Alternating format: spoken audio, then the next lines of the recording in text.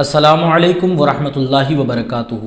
وہ تین لوگ کہ جن کی نماز اللہ تبارک و تعالیٰ کبھی قبول ہی نہیں فرمایا کرتا ہے۔ جی ہاں، ایسے بھی لوگ اس دنیا کے اندر موجود ہیں کہ جو رو رو کر اپنی عبادتوں کو گزارا کرتے ہیں، اپنی نمازوں کو رو کر انجام دیا کرتے ہیں، گڑ گڑا کر اللہ سے دعائیں مانگا کرتے ہیں، لیکن پھر بھی ان کی دعائیں، ان کی نمازیں اللہ تبارک و تعالیٰ قبول نہیں فرماتا ہے۔ آخر وہ لوگ کون ہیں اور ایسا کون سا جرم انہوں نے کیا ہے کہ جس کی سزا ان کو یہاں بھگتنی پڑ رہی ہے؟ آپ کا دل ہل جائے گا ان تین لوگوں کے نام سن کر جو حدیث پاک کے اندر بتائے گئے ہیں، اور کوشش یہ کیجئے گا کہ اس ویڈیو کو دیکھ کر کے کچھ سمجھیں، کچھ سیکھیں، اور آخر تک اس کو دیکھ کر کے اپنے دل کو یہ بھی سکون دیں اگر آپ نے یہ گناہ نہیں کیے ہیں کہ اللہ تبارک و تعالیٰ نے مجھے محفوظ رکھا ہے، اور آگے بھی دعا کریں کہ اللہ تعالیٰ مجھے اس گناہ سے محفوظ فرمائے۔ چلیے آئیے بنا کسی تاخیر کے ہم اپنی بات کو آگے بڑھاتے ہیں۔ دیکھیے، مشکوٰۃ شریف کے اندر ابن ماجہ کے حوالے سے اور دیگر کتب کے اندر بھی احادیث کی یہ حدیث پاک موجود ہے۔ حضرت ابن عباس رضی اللہ تعالیٰ عنہما سے مروی ہے، آقا علیہ الصلوۃ والسلام نے فرمایا کہ تین لوگ ایسے ہیں کہ جن کی نمازیں ان کے سروں سے بالشت بھر اوپر بھی نہیں جایا کرتی ہیں۔ نماز کے قبول ہونے کے درجات ہیں کہ پہلے آسمان کے ذریعے، دوسرے آسمان پر، تیسرے پر، چوتھے، پانچویں، چھٹے، ساتویں، ان ساتوں آسمانوں کے مراتب جس طرح بلند ہیں، اسی طرح سے نماز پڑھنے والے کے خلوص کے ذریعے ہی اس کی نماز ان آسمانوں تک پہنچا کرتی ہے، اور ایسے ایسے پہنچا، کسی کی پہلے آسمان تک، کسی کے دوسرے، کسی کے تیسرے۔ لیکن کچھ لوگ ایسے بھی ہیں کہ جن کی نمازیں ان کے سروں کے اوپر سے بالشت بھر اوپر بھی نہیں جایا کرتی ہیں۔ تو وہ کون بد نصیب لوگ ہیں؟ آئیے گا ان کا تذکرہ کرتے ہیں۔ پہلے نمبر پر وہ شخص کہ جو اپنی قوم کا امام ہو اور اس کے پیچھے لوگ نماز پڑھتے ہیں، لیکن وہ لوگ جو اس کے پیچھے نماز پڑھتے ہیں وہ اس کو ناپسند کرتے ہوں۔ لیکن یہاں پر روک کر کے ایک بات میں یہ عرض کرنا چاہتا ہوں کہ یہ ناپسندیدہ جو ان کا عمل ہے ناپسند کرنے کا اپنے امام کو، وہ کیا معاملہ ہے؟ وہ شرعی اعتبار سے ناپسند کرتے ہوں، مطلب یہ کہ امام گستاخ ہے، گستاخ رسول ہے، گستاخ انبیاء ہے، یا اور کوئی ایسی شرعی قباحت اس کے اندر ہے کہ داڑھی مونڈ کر کے نماز پڑھاتا ہے۔ بہت ساری چیزیں ایسی ہیں جن کا آپ امامت کے بیانات کے اندر سن لیں گے کہ امامت کے شرائط کیا کیا ہیں، آپ کو وہ پتہ چل جائے گا۔ مطلب فسق و فجور کرتا ہو، کھلے عام جو ہے بڑے بڑے گناہ انجام دیتا ہو، ان گناہوں کی وجہ سے لوگ اسے ناپسند کرتے ہیں، اور یہ گناہ اس کے اندر موجود ہیں، پھر بھی لوگوں کا امام بنا ہوا ہے، فاسق و فاجر امام ہے، اس کے باوجود بھی وہ نمازیں پڑھا رہا ہے، تو اس کی نمازیں، حالانکہ لوگ اس سے نفرت کر رہے ہیں، تو اس کی نماز اس کے سر سے بالشت بھر اوپر بھی نہیں جایا کرتی ہے، غرض یہ کہ اللہ کی بارگاہ میں قبول نہیں ہوا کرتی ہے۔ لیکن آج کل جو لوگوں نے یہ طریقہ بنایا ہے کہ بنا کسی وجہ کے اماموں کو پریشان کیا جاتا ہے، ان پر سختیاں کی جاتی ہے کہ آپ آدھے گھنٹے فلاں کی دکان پر بیٹھے تو کیوں بیٹھے، آپ نے یہ کام کیا تو کیوں کیا، آپ نے 2000 میں تنخواہ کا اضافہ جو کیا ہے، ڈیمانڈ کی ہے، آخر آپ نے وہ کیوں کیا، آپ کو کیا ضرورت ہے۔ ان وجہوں پر امام کو باہر نکالنا یا پھر ان کو جو ہے ان پر سختی کرنا، ان کو ناپسند کرنا، اس کا شریعت میں کوئی اعتبار نہیں ہے۔ بہرحال ان کی نماز قبول ہوتی رہے گی، اور گناہ جو پڑھ رہا ہے یہ اوپر سے اوور لوڈ کرنے کا، یہ آپ پر ہی پڑے گا۔ لیکن شرعی عذر اگر تھا کسی امام کے اندر اور اس کی بنا پر لوگ اسے ناپسند کر رہے تھے، تو ایسے امام کی نماز اللہ کی بارگاہ میں قبول نہیں ہوا کرتی ہے۔ نمبر 2، وہ شخص کہ جو اپنے بھائی سے لڑ رہا تھا،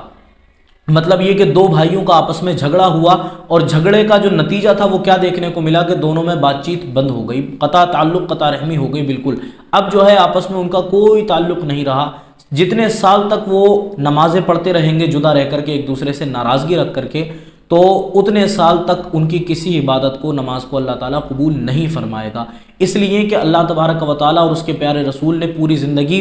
یہی تعلیم فرمائی ہے کہ آپس میں اتفاق و اتحاد کرو۔ آقا علیہ الصلوۃ والسلام کی ایک حدیث کا چھوٹا سا میں ٹکڑا آپ کے سامنے پیش کرنا چاہتا ہوں۔ ابن ماجہ کے اندر یہ حدیث پاک موجود ہے۔ آقا علیہ الصلوۃ والسلام نے فرمایا، لا تدخلون الجنۃ حتی تؤمنوا، تم جنت میں جب تک نہیں جا سکتے جب تک کہ ایمان والے نہ بن جاؤ، ولا تؤمنون حتی تحابوا، اور تم ایمان والے تب تک نہیں بن سکتے جب تک کہ آپس میں ایک دوسرے سے محبت نہ کرنے لگو۔ مطلب سگے بھائی تو دور کی بات ہے، عام مومنوں کو آقا علیہ الصلوۃ والسلام آرڈر دے رہے ہیں کہ جب تک مومن نہیں ہو سکتے جب تک کہ ایک دوسرے سے محبت نہ کرو، اور جب تک مومن نہیں ہو جاؤ گے تب تک جنت میں نہیں جا سکتے۔ مطلب جنت میں جانے کی جو ایک سیڑھی ہے وہ یہی ہے کہ مومن آپس میں محبت کریں، مومن آپس میں ایک دوسرے سے لگاؤ پیدا کریں، دلوں کے اندر گنجائشیں ہونا چاہیے، وسعت ہونا چاہیے۔ لیکن آج کل کا ماحول آپ دیکھ رہے ہیں،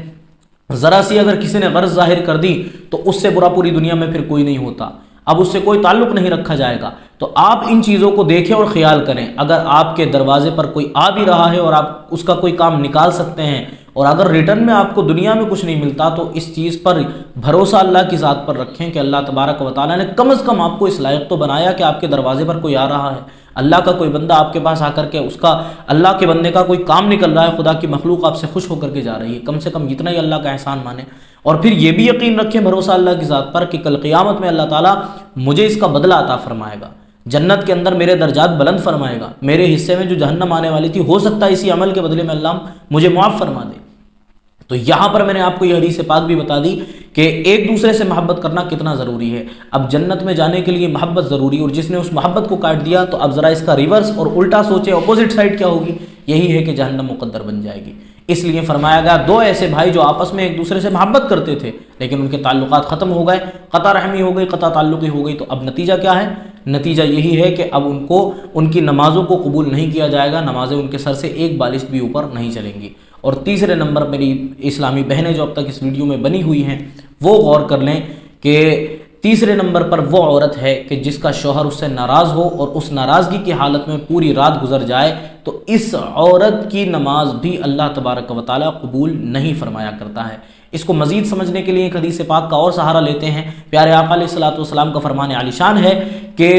ایک شوہر اپنی بیوی کو اپنے بستر پر بلائے کسی بھی غرض سے، چاہے اس کا کوئی بھی مقصد ہو، اور وہ عورت آنے سے انکار کر دے اور شوہر منہ پھیر کر کے لیٹ جائے اور بیوی اپنا منہ پھیر کر کے لیٹ جائے، تو رات بھر جب تک یہ سوتی رہتی ہے، جاگتی ہے، جو بھی کرے، پوری رات اللہ اور اس کے فرشتے اس عورت پر لعنت کیا کرتے ہیں۔ تو دو نقصان یہاں پر اس عورت کو ہوئے، ایک تو یہ کہ اللہ اور فرشتوں کی لعنت لے رہی ہے، اور دوسری یہ کہ جو نماز یہ فجر کی اٹھ کر کے پڑھنے والی ہے یہ اللہ کی بارگاہ میں آلریڈی قبول ہوگی ہی نہیں۔ تو اس لیے عورت کو چاہیے کہ اپنے شوہر کی خدمت کریں، ان کی عزت کرنا سیکھیں، اور جب جب ان کو آپ کی ضرورت ہے تب تب آپ جو ہیں ان کا ساتھ دیں۔ میری اسلامی بہنیں اس جرم کے اندر بہت جو ہے مبتلا ہیں، ان سے گزارش کروں گا کہ اگر آج آپ کے کانوں تک یہ حدیث پاک پہنچ چکی ہے تو آج ہی سے آپ جو ہے اپنے اندر سے ان عادتوں کو نکالیں، اور تمام وہ میرے مومن بھائی جو یہ باتیں سن رہے ہیں ان سے گزارش کروں گا کہ بار بار اللہ سے دعا کریں کہ ان تینوں کاموں سے اللہ تعالی ہم سب کو محفوظ فرمائے، اور ہماری نمازوں کو، ہماری عبادات کو، جتنے بھی نقائص ہیں ان سب سے پاک فرما کر اللہ اپنی بارگاہ میں قبول فرمائے، اور سب سے پہلے ہمیں سچا پکا مسلمان بننے کی توفیق عطا فرمائے۔ آمین۔ السلام علیکم ورحمۃ اللہ وبرکاتہ۔